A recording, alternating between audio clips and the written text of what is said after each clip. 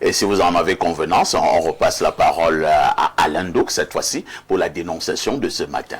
Info TV est une télé citoyenne et nous sommes intéressés en tant que télé citoyenne par des dysfonctionnements dans les différents écosystèmes qui caractérisent la vie et la dynamique d'État. Donc là, ce matin, sous le couvert de l'anonymat, il y a un de nos téléspectateurs qui tient à dénoncer des dysfonctionnements dans le système éducatif privé anglophone.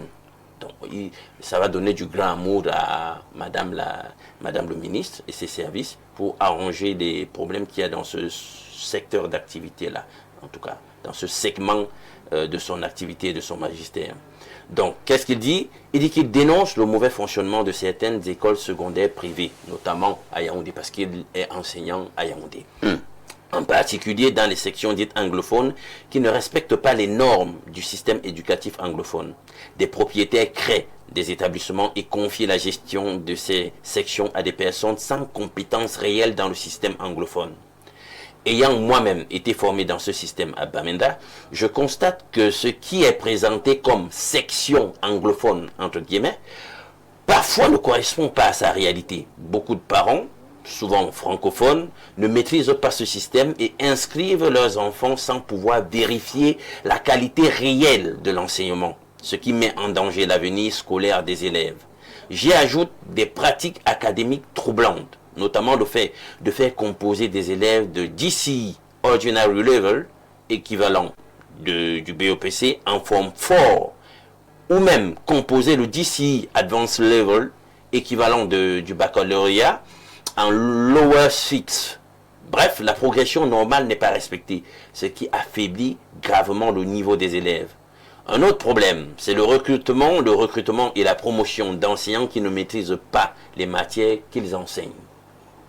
Certains sont même nommés chefs de département alors qu'ils ne possèdent ni les compétences suffisantes ni les compétences pédagogiques nécessaires pour encadrer leurs collègues. Cette situation crée un paradoxe où des enseignants plus compétents se retrouvent sous l'autorité de responsables pédagogiquement faibles, ce qui désorganise le travail académique et perturbe gravement l'apprentissage des élèves. Enfin, je dénonce un cas de représailles professionnelles me concernant personnellement. Dans un esprit de collaboration, j'ai simplement évoqué avec certains collègues la nécessité, de temps à autre, de nous retrouver pour échanger et discuter du travail pédagogique dans notre département. Cette démarche, pourtant informelle et sans intention particulière, a néanmoins été mal interprétée, au point que j'ai été perçu comme une menace. À la suite d'une absence d'une seule journée pour raison de santé un vendredi, et pourtant signalé le jour même, j'ai constaté autant pour moi que j'avais déjà été remplacé dès le lundi suivant, dans un climat marqué par des craintes et des décisions précipitées. Le remplaçant n'a pas assuré les cours de manière satisfaisante. Les élèves ont exprimé leur mécontentement, tant en mathématiques qu'en economics, discipline qui exige une maîtrise approfondie et une continuité pédagogique. Les difficultés rencontrées ont rapidement mis en évidence les limites de ce remplacement. Face aux plaintes des élèves et aux insuffisances constatées, l'administration a été contrainte de me rappeler. À mon retour, mes heures de mathématiques m'ont été restituées, cette matière nécessitant une prise en charge adéquate. Toutefois, mes heures d'économics m'ont été retirées complètement sans justification pédagogique claire. Aujourd'hui, dans un tel contexte, dois-je rester dans un établissement hostile au risque de subir d'autres représailles ou me retirer pour préserver mon intégrité professionnelle? Je précise que, comme j'enseigne mathématiques et economics, grâce à mon travail et à mes cours de répétition à domicile, je peux subvenir à mes besoins sans dépendre de cet établissement. Donc, ma seule crainte est de voir les élèves être abandonnés entre les mains de certains enseignants qui ne leur garantissent ni encadrement sérieux, ni avenir académique solide. C'était ça, sa dénonciation. Alors, avant de passer la parole à nos amis sur le plateau, j'ai une ou deux préoccupations. Je ne sais pas si le monsieur qui dénonce, il est enseignant, formé, ou alors c'est ce qu'on appelle vulgairement vacataire. Ça, il dit que lui, il a fait le système anglophone, mais j'ai l'impression que là, c'est vacataire. Parce que là, tel que j'écoute, j'ai l'impression qu'il est dans un collège, oui, un établissement privé. Il dénonce ce qui se passe au privé. Je soupçonne également donc qu'il est vacataire. Oui, possiblement. Il doit être vacataire. Je commence par Ibrahim.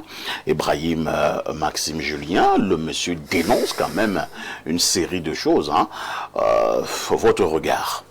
Alors, premièrement, je vais apprécier l'objet de la dénonciation dans la partie où il veut se rassurer que l'éducation qu'on donne à nos enfants dans le système anglophone soit véritablement consistant. C'est vrai qu'en écoutant ces propos, j'étais très attentif vers la fin parce que la question que j'allais poser à Lendouk, mais qui est ce monsieur? Et pourquoi est-ce qu'il se plaint? Et à la fin, il a chuté en nous disant pourquoi est-ce qu'il se plaint? Parce qu'en fait, il a eu des problèmes avec sa hiérarchie. Tout à fait. Et donc, ça devient une situation où, en réalité, il y a opposition entre une hiérarchie qu'il critique. Ça, il faut le rappeler. Il ne critique pas de la moindre des manières. Et sa position. Disons qu'il a été formé. Vous savez, quand une personne vient et se plaint, la Bible dit qu'elle a raison. Puis vient la partie adverse et on examine. Donc, la première chose que je mets sur la table, c'est est-ce que véritablement ce monsieur dit la vérité stricto sensus? C'est la première question que moi je me pose. Parce que c'est quelqu'un qui est frustré, qu'on a remplacé, qui est énervé, qui n'a plus toutes ses entrées parce qu'on lui a remis la mathématique, on lui a pas remis les cours d'économie. L'argent a baissé. L'argent a baissé, donc systématiquement quand il parle, il peut arriver, je n'ai pas dit que c'est le cas, mais il peut arriver qu'il exagère un tout petit peu. Nous sommes dans une... Je ne protège pas le système éducatif, moi je veux la performance. Non, vous analysez. Je ne fais qu'analyser, il peut arriver, ok? Quand il a commencé avec les menteurs sur le fait qu'on ne maîtrise pas le système anglophone, oui. Aujourd'hui, au Cameroun, on assure la promotion du bilinguisme. On voit de fil en aiguille des établissements qui naissent avec des complexes bilingues parce qu'on veut que les Camerounais soient équilibrés à la fois dans le système francophone que dans le système anglophone. Donc je peux comprendre que oui, il y a cette présence-là et je ne suis pas trop certain que ceux qui dirigent la session anglophone soient forcément des personnes qui ont eu la formation anglophone. Dans ce sens-là, je suis d'accord avec lui. Mais il y a plein de choses qu'il dit là que je doute très fort que la directrice ou le directeur de son collège là est d'accord avec ça. Donc, maintenant, subitement, lui, il n'a pas investi pour mettre un collège, n'est-ce pas, parfait ici? Pas du tout. Il a enseigné. Le monsieur qui a investi dans l'éducation là, lui, il n'aime plus les enfants, quoi. Donc, il allait prendre ceux qui ne foutaient rien, qui ne sont pas capables pour venir donner du n'importe quoi aux enfants. C'est ça qu'il est en train de dire. Non, il faut questionner cette situation-là. Merci. Alors, c'est vrai quand même que Ingrid, pour toi qui es parti de l'autre côté, moi je t'informe que depuis une dizaine d'années, voire une quinzaine d'années, il y a comme une forme de mode au Cameroun. De plus en plus, nous, parents francophones, nous inscrivons nos enfants dans des établissements dits anglophones, donc pour la formation anglophone.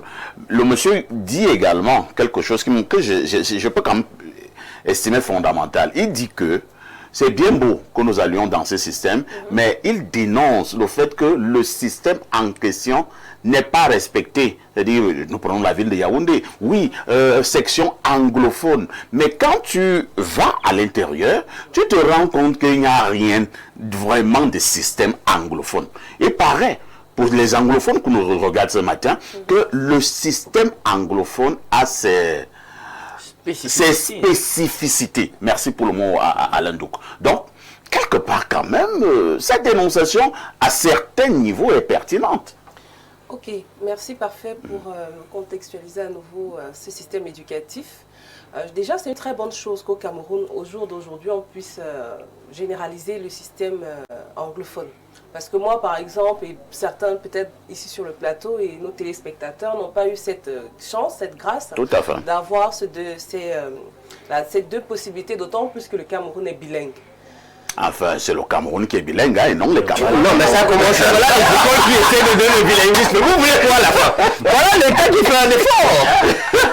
Voilà, donc je pense que c'est déjà très appréciable et très louable. C'est un pas, même si c'est un petit pas. Ouais. Maintenant, pour ce qui se fait concrètement sur le terrain, je pense que par rapport à ce monsieur-là, j'ai aimé l'analyse d'Ibrahim.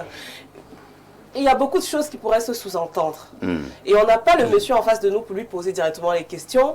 Et comme il a dit, je pense que le fondateur de cet établissement ne l'a pas fait juste pour animer la galerie. Donc il y a aussi des enjeux pédagogiques, la transmission, l'éducation. Maintenant, ça... Excuse-moi, parfait, mais ce n'est pas parfait. Rien n'est forcément parfait. Ben voilà. Alors, ce que je pourrais dire tout simplement, c'est qu'il y a souvent une inspection. Une inspection qui peut faire la descente sur le terrain, pas forcément pour confirmer ses propos, mais pour voir ce qui est fait et qu'est-ce qui peut être ajusté dans la mesure du possible, parce que rien n'est souvent parfait.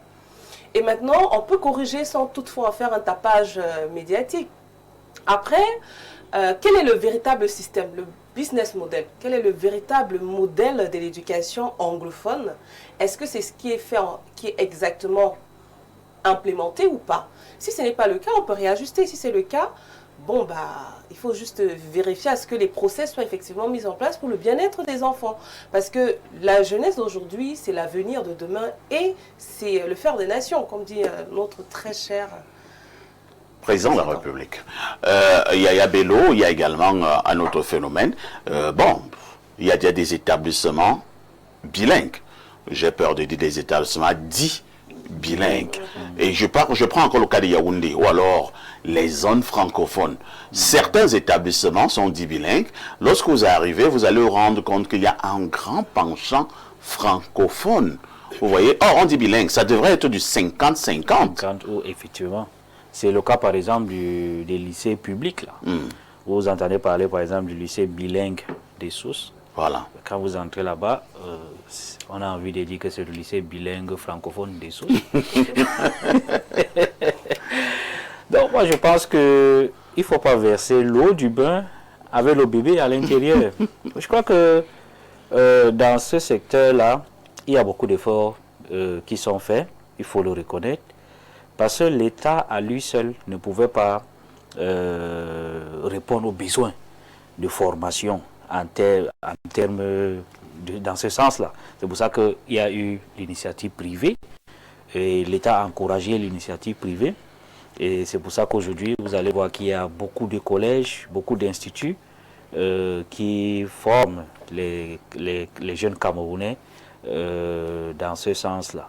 Maintenant, est-ce que c'est parfait? Bien sûr, ce n'est pas du tout parfait. Est-ce que c'est moi? Voilà, ce n'est pas parfait ici. Parce que parfait ici est presque parfait. mais non, bon, il ne peut pas aussi être parfait. Tout à fait. Donc, si le monsieur, je crois que quand il parle, je crois que c'est un enseignant dans un Oui, c'est un enseignant. Il dit que on fait composer les élèves en ordinary level en 3e. C'est un problème.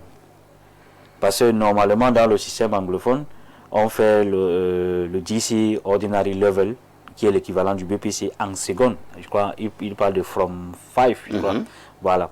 Alors, s'il dit qu'on fait le Advanced Level, GC Advanced Level, qui est l'équivalent du bac en premier, ça c'est un problème. C'est pour ça que je suis d'accord qu'il faut... Il faut dire que même pour les cas francophones, on a souvent eu des cas, on estime que certains enfants sont très intelligents, ils sont en 4e, on les fait composer le BPC. Et parfois ils obtiennent le BPC et ils passent directement en seconde. Mais quand on fait ça, on n'a pas fait composer toute la classe de 4e pour aller faire le BPC, c'est parfait. Donc le monsieur, s'il dit que tout Yaoundé, tous les établissements, il a fait l'enquête.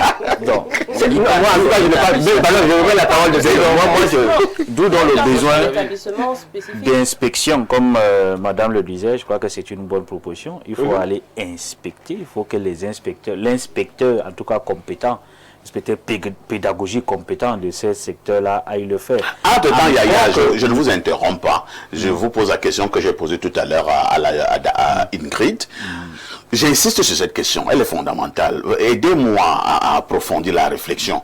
Ce système anglophone que l'on applique dans certains établissements au Cameroun, est-ce que c'est le vrai système anglophone qui doit être appliqué, tel qu'on voit peut-être dans des établissements à Bamenda, à Bouya, à Limbé, à je sais pas moi quoi. Ou alors, c'est devenu aussi un business, comme c'est à la mode, que les enfants vont s'inscrire dans des établissements dits anglophones. Quelqu'un crée une histoire au quartier, et met établissement anglophone et francophone. Allez, tout le monde ici, ses enfants, au niveau anglophone. Mais ce n'est vraiment pas le vrai système anglophone. Il paraît que les anglophones sont rigoureux dans le système-là. Je suis absolument d'accord avec vous, parfait, ici, parce que moi, j'ai fréquenté, fait toutes mes études ici à Yaoundé. Je vous assure, certains établissements dits anglophones ne sont que anglophones de nom. Voilà. Mais par contre, il y a des établissements anglophones tenus par des anglophones. Oui. Et où on a le vrai système anglophone. j'ai par exemple un établissement, je ne vais pas faire la publicité, où mon petit frère a fréquenté de la maternelle au bac. Jusqu'au bac, jusqu'à avoir obtenu le advanced level. C'était les anglophones purs. Et là, c'est un anglophone pur. Pur, c'est-à-dire que quand vous arrivez là-bas, le francophone qui vient là, c'est pour faire les cours de français. N'a rien à voir avec d'autres systèmes. Mais par contre, vous avez aujourd'hui des établissements qui prolifèrent là dans nos villes où on met anglophone. Quand vous entrez là, c'est les francophones qui ont été formés au système francophone. Est-ce que c'est sérieux? Même quand tu vois vraiment un monsieur qui a été formé de la maternelle jusqu'à l'université dans un système francophone, un bon matin, le gars là va déjà enseigner dans un système purement anglophone. Voilà. Est-ce que, bon, je vais pas comme quartier, est-ce que ça donne? Ça ne donne pas. Vous le trouvez là en train de faire la chimie. C'est-à-dire qu'il fait juste la translation, le mot pour mot, il fait là. Ça ne donne pas. C'est pour ça que je dis que... Et le monsieur de la dénonciation est également en train de le faire savoir. Ce qu'il dit n'est pas fondamentalement faux à verser. Bon, maintenant, il y a un dosage, une subjectivité. C'est parce qu'il a un peu s'est énervé.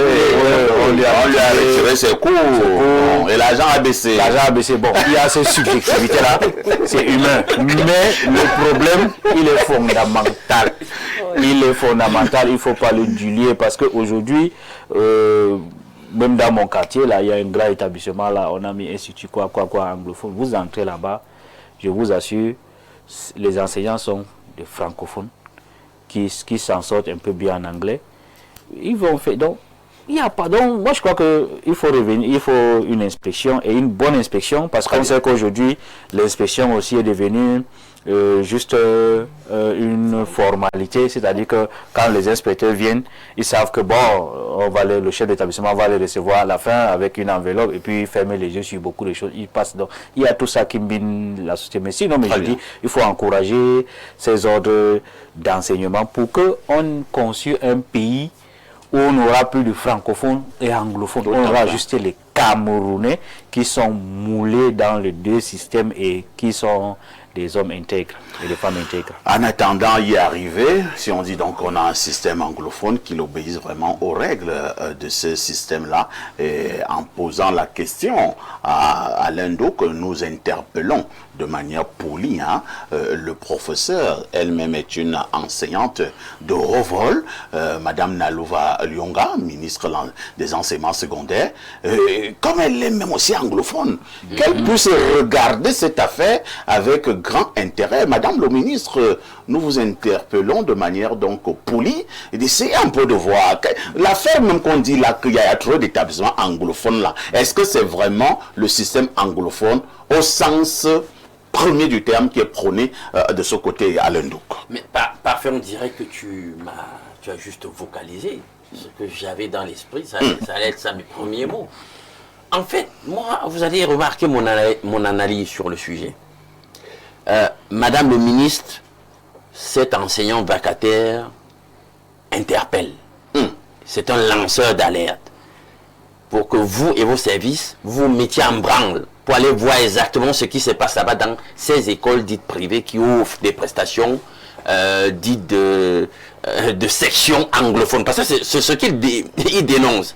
Il dit je dénonce le mauvais fonctionnement de certaines écoles secondaires privées à Yaoundé, en particulier les sections dites anglophones qui ne respectent pas les normes du système éducatif anglophone. Et je pense que notre monsieur a autorité pour le dire. Pourquoi? Il dit lui-même qu'il a fréquenté à Bamenda.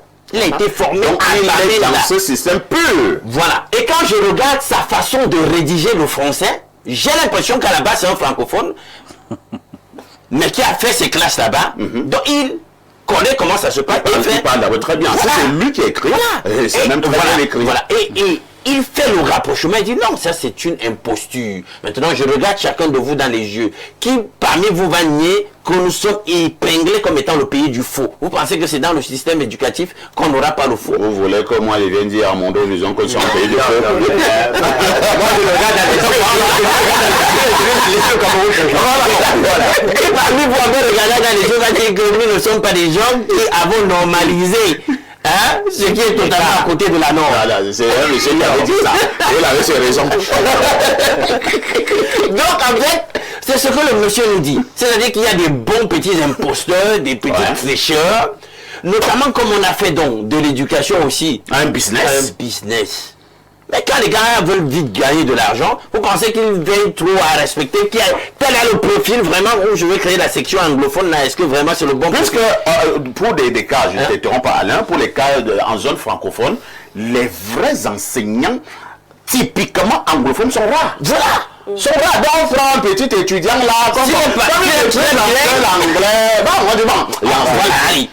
le lance dans le... Moi je pense qu'il a raison. C'est vrai qu'en arrière-plan il y a une petite frustration, mais j'ai l'impression qu'il est très objectif. Il y a aussi quelque chose qu'il faut ajouter. Je crois que la tolérance administrative joue aussi en défaveur. Est-ce qu'on fait la tolérance administrative quand on parle de l'éducation? C'est de ça qu'il s'agit. Parce qu'aujourd'hui, on vous dit, prends quelques exemples là. Pour construire, pour avoir un établissement scolaire, il faut avoir de l'espace par exemple. Tout à fait.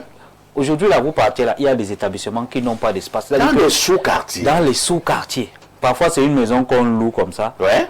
Ça devient un établissement. Il n'y a pas d'espace. C'est la chambre, c'est la 6e. Voilà. Le salon, c'est la 5e et 4e. Voilà. Les toilettes, c'est la seconde. Il y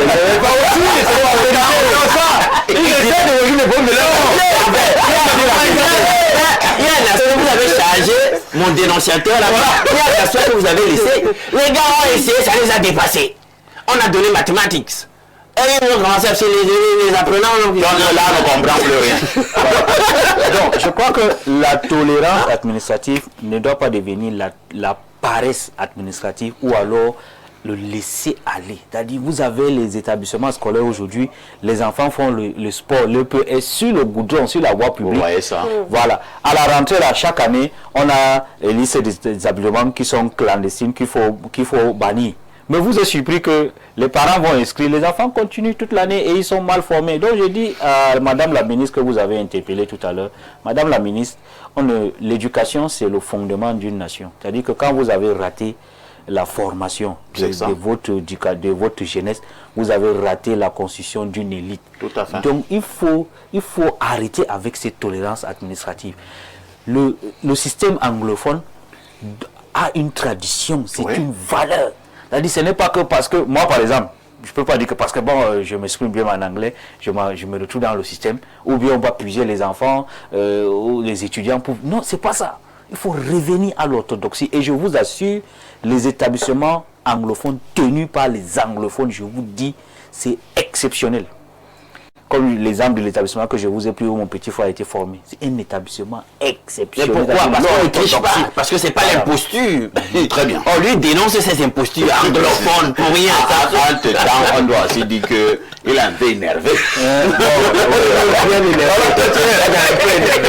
Il est totalement énervé. Alors, nous allons prendre les messages, les contributions, les premières de ce matin. Allons d'abord plus 41. C'est un message qui nous vient de la Suisse. Bonjour, Perfecto Lonkuta des modérateurs. Le trilinguisme est une chance. Nous qui vivons en Suisse, Allemagne, Angleterre, États-Unis, Espagne, avons l'avantage de pouvoir nous intégrer facilement. Les professeurs doivent dire aux enfants que c'est pour l'avenir. On ne nous disait pas à l'école pourquoi on apprenait les langues. C'est bien d'en parler. En Suisse, nous avons 4 langues officielles et une 5e qui est l'anglais. Il y a des Suisses allemands, des Suisses romans, des Suisses italiens et des Suisses qui parlent le romanche. Chaque région respecte sa langue. Il n'oblige personne à parler parfaitement les 4 sur 5 langues officielles, en plus des dialectes suisses. Un autre message ce matin, alors, que nous dit ce monsieur? C'est un message qui nous vient du plus 49. C'est un message qui vient de l'Allemagne. Bonjour parfait ici. Comment comprendre qu'en Allemagne, nos frères du système anglophone ont du mal à faire des études de façon sereine dans les écoles et universités allemandes? Ils ont presque tous le réflexe de chercher des écoles où les cours se font en anglais. Ils sont toujours surpris de voir les francophones achever leurs études dans le système allemand avec aisance. Bon, vous posez un autre problème. Alors, un autre message ce matin. Bonjour au panel, je m'appelle Marcel Fouda, ancien inspecteur national du bilinguisme, donc constructeur de l'éducation bilingue. Je voudrais vous dire qu'il y a 3 filières dans le secondaire. La filière francophone, la filière anglophone et la filière bilingue. La filière bilingue conduit à des certifications bilingues du BPC jusqu'au baccalauréat. Je vous le dis en ma qualité de concepteur du programme spécial d'éducation bilingue. Même du côté du GCE, il y a aussi des modules bilingues. Un autre message ce jour que dit le téléspectateur. Bonjour à vous sur le plateau. Le problème de l'enseignement dans les collèges privés est très profond dans notre pays. Je tiens d'abord à vous dire que l'élève est considéré comme un client qu'on ne veut pas perdre au détriment de l'autorité de l'enseignant. Mais tenez-vous tranquille, l'éducation réelle de ces jeunes n'est pas la priorité de ces chefs d'établissement. Figurez-vous qu'au niveau de l'enseignement technique, on vous parle des taux forfaitaires du fait du volume horaire assez important. Et quand vous essayez de calculer, l'heure revient à 400 francs. Ces derniers s'arrangent à recruter ceux-là qui ne peuvent rien revendiquer. Les bénis, oui, c'est Delphin des Manas. Et apparemment, ce sont des incompétents. Ah oui, bon. Parce que les gars qui ont de la valeur ne vont pas accepter 400 francs. C'est ça. Allons au 212 ans. C'est un message qui nous vient du Maroc. Bonjour parfait ici. Le Nyokon de la modération.